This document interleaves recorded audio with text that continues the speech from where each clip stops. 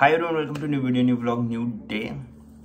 पता है बहुत दिनों के बाद वीडियो बना रहा हूँ। आई थिंक ऑलमोस्ट 40 डेज हो गए मैंने वीडियो नहीं डाली थी, है ना। और ऐसा कभी नहीं हुआ था एक्चुअली, जब से मैंने यूट्यूब पे वीडियोस डालना स्टार्ट किया था। लेकिन वो गैप आ गया बीच में। बहुत सारी चीज़ें हुई एक्चुअली लास्ट 40 डेज में आई थिंक, क्योंकि आई थिंक लास्ट वीडियोस में मैंने बताया था कि मेरा हाउस बिल्डिंग हो गया और ये सब चीज़ें। लेकिन ये वाला जो वीडियो है वो इसके बारे में होगा कि लाइफ आफ्टर हाउस बिल्डिंग क्या क्या चेंजेस होते हैं और क्या क्या चीज़ें एक्सपीरियंस करी है मैंने लास्ट के कुछ दिनों में, है ना। तो इंटरेस्टिंग है, आपको मज़ा आएगा, तो एंड तक ज़रूर देखना क्योंकि इन्फॉर्मेशन के लिए, है ना बस। तो जैसे कि मेरा 15 को लास्ट पेपर था और उसके बाद मेरा रिज़ल्ट उसी दिन आ जाता है।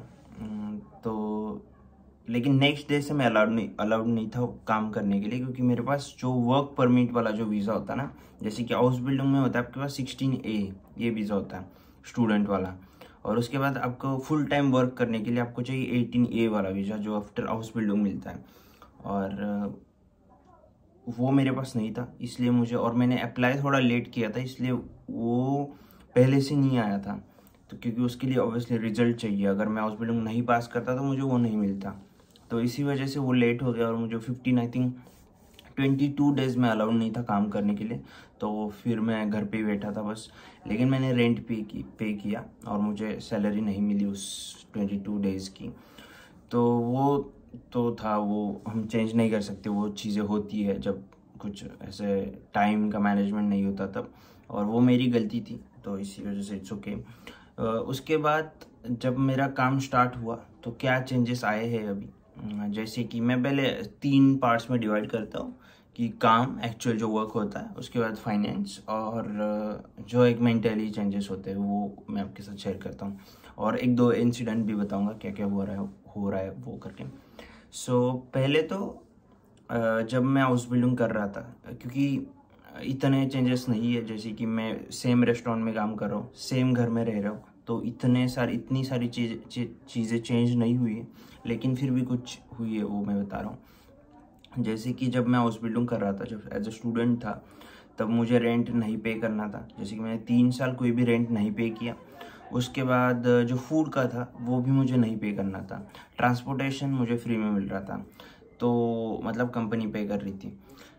तो ये जो खर्चे थे ना वो मुझे एकदम से कभी दिखाई नहीं दिए, क्योंकि जब से मैं जर्मनी आया था तब से वो, तो और इंटरनेट ये सब चीज़ें मुझे कभी दिखाई नहीं दी। तो अभी क्या होगा एकदम से कि मुझे रेंट पे करना पड़ता है 450 यूरोज, जिसमें सारी चीज़ें इंक्लूड है। वो एक अच्छा है, क्योंकि अगर यहाँ पे थोड़ा, मैं जहाँ पे रहता हूँ वहाँ पे थोड़ा एक्सपेंसिव है चीज़ें, तो 450 यूरोज में रेंट पे कर रहा हूँ अभी।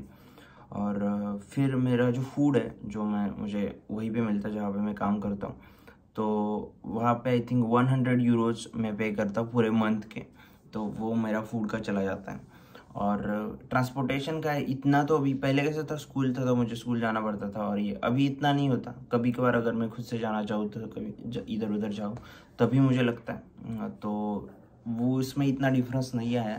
लेकिन बस यही है कि जब मेरे कंपनी पे करती थी हाउस बिल्डिंग में, तब मैं कहीं भी जा सकता था, लेकिन अभी मुझे खुद पे करना पड़ेगा, तो वो एक चेंज हुआ है।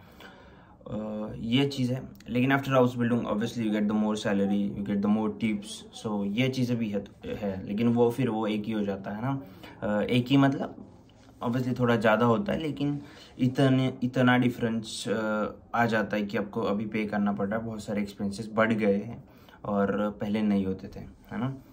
तो और वो सही भी है, क्योंकि जब आप पहली बार जर्मनी में आते हो तो आपको ये सब चीज़ें मिल रही है, तो आपके लिए आसान होता है यहाँ पे सर्वाइव करना और सेटल होना, है ना। और एक बार अभी 3 साल के बाद आपको पता चल जाती है चीज़ें, फिर आपको एक्सपेंसेस बढ़ जाते हैं, तो फिर इट्स ओके, फिर आपको काम भी बढ़ जाता है, तो आपकी सैलरी भी बढ़ रही है, तो इतने कोई बड़े प्रॉब्लम्स नहीं आते।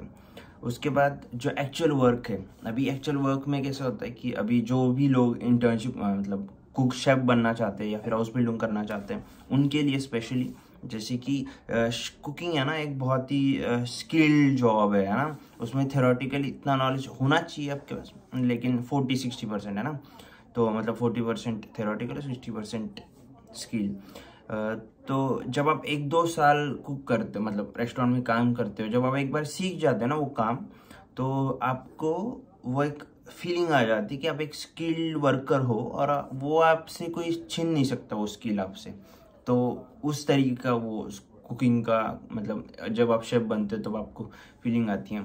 और इसमें क्या है कि वो एक ऐसा नहीं कि एक पर्टिकुलर सिस्टम है या फिर कंप्यूटर वर्क है ना, ये एक आपकी जो पर्सनैलिटी है ना उस हिसाब से वो कुकिंग होती है और हर एक का अलग होता है। जैसे कि अगर 10 शेफ काम कर रहे हैं एक रेस्टोरेंट में तो वो हर एक का तरीका अलग होता है। ऑब्वियसली वो एक मेन्यू होता है, एक सिस्टम होता है, लेकिन उसमें फिर वो अलग अपना अपना टच देते हैं लोग, है ना। हर एक का बनाने का तरीका, ये सब चीज़ें अलग होती है। तो वो आपके ऊपर एक लिमिट नहीं होता आपके, मतलब कि आपको ऐसे ही करना है वैसे ही करना है, आपको वो बहुत फ्रीडम होता है कुकिंग में, है ना। तो उसमें फ़न होता है। लेकिन अभी रिस्पॉन्सिबिलिटीज़ बढ़ गई है आफ्टर हाउस बिल्डिंग, क्योंकि बहुत सारी चीज़ें को हैंडल करना पड़ता है। जैसे कि अगर अभी एक पर्टिकुलर स्टेशन मिलता है आपको, पर्टिकुलर डिपार्टमेंट आपको दिया जाता है, तो उसमें क्या क्या चीज़ें हैं, जैसे कि मीज़ा प्ला, जो भी आई थिंक जो लोग भी, जिन लोगों ने भी होटल मैनेजमेंट किया है या फिर जिनको थोड़ा बहुत आइडिया है कुकिंग के बारे में, उनको पता होगा कि मीज़ा प्ला मतलब जो आपका प्रिपरेशन होता है आफ्टर एक्चुअल कुकिंग, जो आपको सब सारा प्रिपेयर करना पड़ता है। और होम कुकिंग और शेफ बनना, ये दोनों चीज़ें बहुत डिफरेंट है, इसमें बहुत डिफरेंस है। ऐसा नहीं कि आपका वो पैशन है तो आप कुकिंग में आ गए, है ना, ऐसा नहीं होता। क्योंकि रोज़ वो सारे प्रिपरेशन करना और वो जो स्ट्रेस होता है ना कुकिंग का, वो अलग होता है।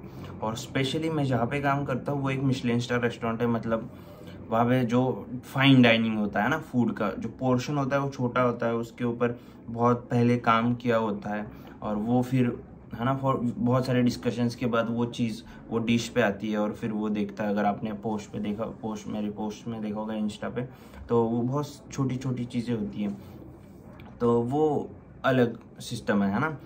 तो इसमें बहुत स्ट्रेस होता है एक्चुअली, आपको बहुत सोचना पड़ता है, बहुत सारी चीज़ों का ध्यान रखना पड़ता है।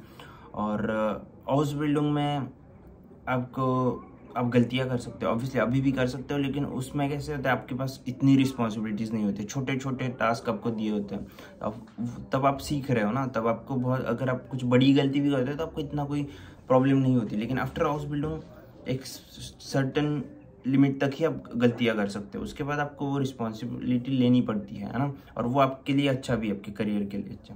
और उसमें ना ग्रोथ प्रमोशन बहुत जल्दी मिलता है, जितना ज़्यादा आप रिस्पॉन्सिबिलिटी हैंडल कर पाओगे उतना जल्दी आपको प्रमोशन मिल जाता है यहाँ पे जर्मनी में, स्पेशली अगर होटल इंडस्ट्री में आ रहे हो तो। और ऑब्वियसली लैंग्वेज आपकी इम्प्रूव हो जाती है, बहुत सारे चेंजेस हो जाते हैं। और जब आप रिस्पॉन्सिबिलिटी लेते हो तो फिर, है ना, वो आप हमेशा बिजी रहते हो काम में, आप हमेशा उसके बारे में सोचते हो। और फिर बाकी चीज़ों के, जैसे इसी वजह से मेरा यूट्यूब पे वीडियो नहीं आया आई थिंक, और क्योंकि मैं बहुत, है ना, बहुत बिजी हो गया था। और उसके बाद जो फ्री का सीन है, जैसे कि 2 डेज़ फ्री तो होता ही है, तो मेरा 5 डेज़ का ही कॉन्ट्रैक्ट है अभी भी। तो उसमें लेकिन क्या है कि पहले कैसे स्कूल होता था मंडे को और उसके बाद 2 दिन ऑफ, तो 3 दिन मुझे मिल जाता था टाइम। स्कूल मतलब फ्री जैसा ही होता है। तो अभी कैसे होता है कि स्कूल नहीं है तो वो दिन स्किप हो जाता है, तो फिर वो जो ऑफ डेज है ना, वो दिन प्लान मतलब रोस्टर जो होता है वो चेंज होते रहता है हर हफ्ते का। सो उसमें एक फिक्स शेड्यूल नहीं होता, कभी कभार मंडे को ऑफ है, कभी संडे को है, ऐसे ही मतलब बहुत चेंज होते रहता है। तो ऐसा कोई फिक्स शेड्यूल नहीं है, लेकिन ज़्यादा हायर पोजीशंस, मतलब ज़्यादा रिस्पॉन्सिबिलिटी मिलने की वजह से, और फिर आपको एक हो गया ना कि आप अभी जर्मन शेफ बन गए हो या फिर जर्मन स्किल्ड वर्कर बन गए हो, तो उसमें भी आपको भी इंटरेस्ट आता है ना। इन फ्यूचर ऑब्वियसली मेरा एक्सपीरियंस है, लेकिन इन फ्यूचर अगर आप हाउस बिल्डिंग करोगे तो आपको भी यही फीलिंग आएगी। और उसके बाद जो मेंटली है कि वही मैंने जो बोला अभी, बहुत, जैसे कि आपके साथ में कोई असूबीज़ है अभी, है ना, आप स्किल्ड वर्कर बन गए और आपके आजू बाजू में जो लोग काम कर रहे हैं ना, अगर कोई ट्रेनी आए फर्स्ट ईयर सेकंड ईयर में, तो उनको भी साथ लेके चलना होता है, उनको चीज़ें सिखानी होती है जो आपने खुद सीखी है ना। तो क्योंकि, और फिर उनको बताना होता है कि कैसे काम करते, मतलब कैसे वो पर्टिकुलर टास्क हैंडल होता है और ये सब चीज़ें, पर वो भी आपसे सीखते हैं। तो ऐसे आपका टीम और लीडरशिप क्वालिटीज़ ये बढ़ती है। ऑब्वियसली हाउस बिल्डिंग में आपको सारी चीज़ों का नॉलेज देते हैं वो लोग, आपको एक बेहतर पर्सनैलिटी बनाने का काम करते हैं जो भी अब। और एक बात है कि किसी भी फील्ड में आप हाउस बिल्डिंग करो, आपका एक्सपीरियंस सेम ही रहेगा। ऑब्वियसली वो जो स्किल सेट है वो डिफरेंट रहेगा, और आप अलग स्किल सीखोगे, आप अलग प्रोफेशन में होंगे, लेकिन जो एक एक्सपीरियंस होता है ना फुल एक कोर्स करने का, वो ऑन एन एवरेज सेम ही होता है। आपको सारी चीज़ें सिखाई जाती है और आपके बहुत बेहतर पर्सनैलिटी बन जाती है आफ्टर हाउस बिल्डिंग, है ना। सो अगर आप, और किस चीज़ के लिए ही हाउस बिल्डिंग, मैंने आई थिंक बहुत सारे वीडियोज़ में बताया, अगर आप लॉन्ग टर्म का सोच रहे हो ना तो house building is best option, मुझे ऐसा लगता है, क्योंकि उससे आपकी लैंग्वेज बहुत इंप्रूव होती है, क्योंकि पूरा कोर्स जर्मन में है, काम भी जर्मन में हो रहा है। तो जो लोग भी इंग्लिश कोर्स कर रहे हैं या जर्मनी में आके, तो उनसे तो बेहतर ही आपकी लैंग्वेज हो जाती है और बहुत सारी चीज़ें इम्प्रूव हो जाती हैं। सो ऐसा नहीं कि हर एक की सिचुएशन अलग है, आप आपके हिसाब से सोच सकते हो आपको आपके क्या गोल्स है, लेकिन मैं बस ऑन एन एवरेज बता रहा हूँ कि अगर आपका लॉन्ग टर्म गोल है तो फिर house building is best option, है ना। और ऑब्वियसली मास्टर्स वगैरह से कंपेयर तो नहीं कर सकते, लेकिन फिर भी इट्स अ गुड कोर्स, इतना भी बुरा नहीं है ना। तो ये चीज़ है। उसके बाद एक चीज़ और हुई बहुत इंटरेस्टिंग है, मैंने एक साइकिल ली थी यहाँ पे, मैं बस इंटरेस्ट के लिए बता रहा हूँ, क्योंकि ऐसी चीज़ आपके साथ भी हो सकती है ना अगर आप आते हो तो। और वो 2 दिन में गायब हो गई, है ना साइकिल। तो मैंने पुलिस कंप्लेंट करी, तो उन्होंने बताया कि ओके वो साइकिल है ना हमारे पास है। मैंने बोला कैसे? तो वो लोग बोले कि पुलिस मेरे यहाँ पे जो है, उन लोगों ने मतलब 1 दिन पहले 2 लोगों को देखा था वही साइकिल चुराते, मतलब वो जो लॉक होता है ना वो उसको काट रहे थे वो। तो पुलिस ने वो साइकिल अपने पास ले ली। हाँ, तो फिर मैं गया तो उन लोगों ने मुझे फ़ोटोज़ वगैरह, वो कोड का लॉक वगैरह मांगा, और फिर उन लोगों ने वो साइकिल मुझे वापस दे दी। और उसके बाद अभी आई थिंक 1-2 वीक्स के बाद अभी वापस से उनका कॉल आया पुलिस का मुझे कि हम लोग नीचे आए, मेरे बिल्डिंग के नीचे आए वो लोग, और फिर उन लोगों ने मुझे नीचे बुलाया और बोला कि ऐसी 3 साइकिल है सेम इस जहाँ पे मैं रहता हूँ वहाँ पे, और उसमें से एक चोरी हो गई है। एंड देन उसका जो मतलब वो लोग ढूंढ रहे हैं वो जो साइकिल चोरी हुई है, इसलिए उन लोगों ने मेरी साइकिल वापस ले ली अभी। और वो लोग अभी रिसर्च करेंगे कि सच में ये मैंने जहाँ से ली थी वहाँ से कि सच में मैंने वहाँ से ख़रीदी है या नहीं है। तो वैसे वो रिसर्च चल रहा है। सो आई थिंक साइकिल के लिए कौन इतना रिसर्च करेगा, है ना। लेकिन फिर भी मेरे लिए खुद एक न्यू एक्सपीरियंस है।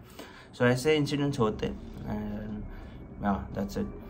और फिर अभी थोड़ा मेरा, जैसे कि अभी मेरा आज 1 बजे शिफ्ट है, तो मैं अभी जाऊंगा। तो इतने वीडियोस नहीं आ सकते, ऑब्वियसली मैं एक्सपीरियंस के वीडियोस थोड़े बहुत क्लिप्स बनाता हूँ और मैं डाल दूँगा। और यही है, अगर आपको इन्फॉर्मेटिव वीडियोस लग रहे हैं तो प्लीज़ सब्सक्राइब। बाकी पिछले वाले वीडियोस आप देख सकते हो, उसमें बहुत ज़्यादा इन्फॉर्मेशन है। अभी तो ये बस नॉर्मल चल रहा है, इसमें मैं बता रहा हूँ क्योंकि इतना बताने को है नहीं। आई होप कि ये जो वीडियोस है वो भी आपको पसंद आएंगे। और सैलरी का वीडियो में डिटेल सैलरी स्लिप वाला एक वीडियो है ना, मैं बनाऊँगा इन फ्यूचर, क्योंकि मेरे पास भी अभी एक ऐप आ गया है, उसमें मैं सारी चीज़ें देख सकता हूँ कि कहाँ से कितने टैक्स और कितनी सारी चीज़ें कट रही है वो। तो वो एक वीडियो में ज़रूर बताऊँगा। आई होप कि आपको चैनल मेरा पसंद आ रहा होगा। तो अगर आपने सब्सक्राइब नहीं किया तो please subscribe, please like my channel.